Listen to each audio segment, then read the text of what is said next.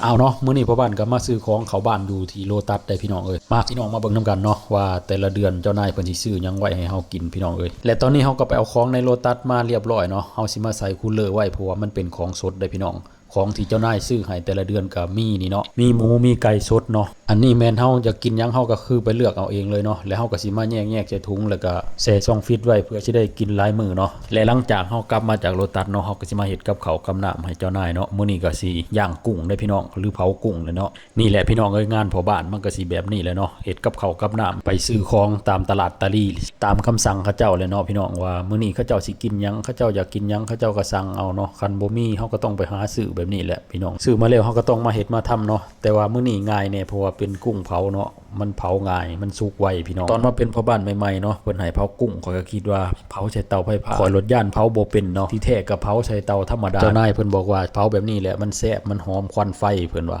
คันเผาแบบนี้ข้อยก็กลายเป็นคนดังตลอดเนาะดังไฟได้พี่น้องบ่แม่นดังหยังใดแต่ก็ดีอีกอย่างเนาะพี่น้องเป็นพ่อบ้านแม่บ้านนี่กับข้าวกับน้ำเฮาบ่ได้ซื้อเนาะคือเจ้านายซื้อไว้ให้พี่น้องเลยเฮาอยากเฮ็ดกินแบบใดเฮาก็เฮ็ดกินเองเนาะ